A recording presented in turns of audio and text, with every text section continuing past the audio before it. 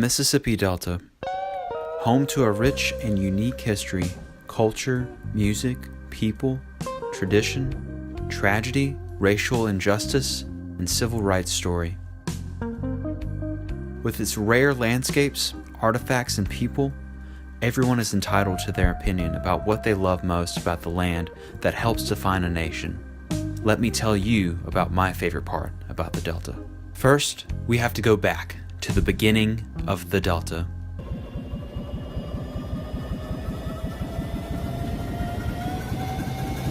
Historians like to believe the founding of the Delta was sometime in the early to mid-1800s, but after extensive anthropological research, I can accurately say the birthday of the Delta was March 28th, 1996. It was a bright and shining day. People waited in eager anticipation at the town square as the sun opened up in the sky and chariots of fire sailed through the air to watch as the magnificent and golden prince Benjamin Luckett was born, and thus the beginning of the Delta. Benjamin would weigh 8 pounds and 6 ounces, rocking a hardcore six-pack that he got from his father.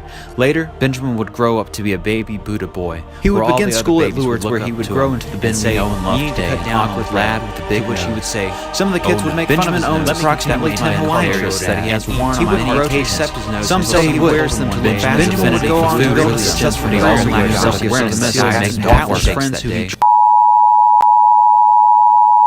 The Delta is a particular cultural phenomenon which houses 19 counties and approximately 300,000 unique people with heritage unlike anyone else's. Some of the more prominent cities in the Delta include Hollandale, Cleveland, Leland, and most importantly, Greenville.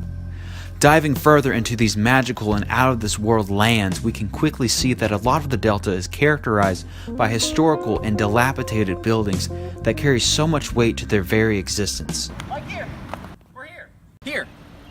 But also here. Or here. Or here. And here. Or here.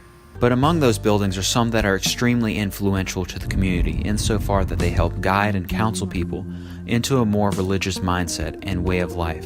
Arguably, this part of the Delta is a widely recognized motif everywhere in the South. This is my church. We are the muses, goddesses of the arts, and proclaimers of heroes. Heroes like Hercules. Honey, you. And did I forget to mention restaurants like Like here. Or here. Like here. Or here. However, alongside these man-made structures that constitute the best place on earth are more natural scenes that you don't experience anywhere else in Mississippi.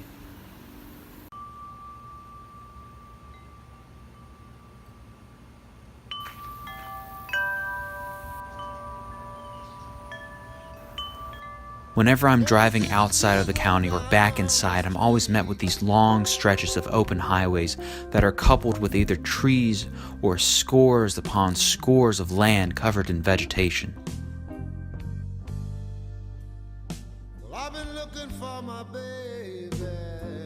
But there's one feature that separates this land from the rest. Historians and meteorologists seem to believe that the reason the sun sets and rises in such a sharp red, uniquely warm and comforting aesthetic is that the sheer beauty of the sun needs to offset the total repugnancy that is Ole Miss.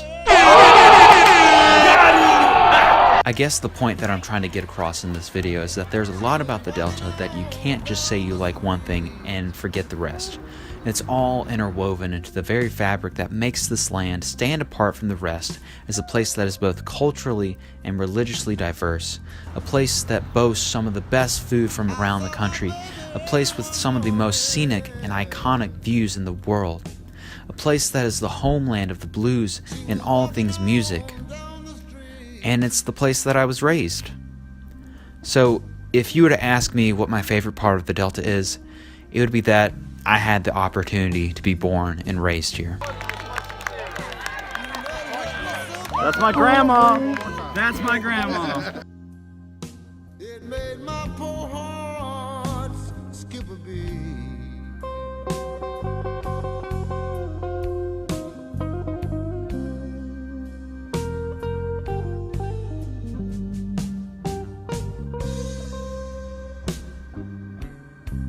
And because of Shipley's Donuts, baby! It's Shipley's, baby! Shipley's! It's better than Shipley's, Krispy Shipley's. Kreme.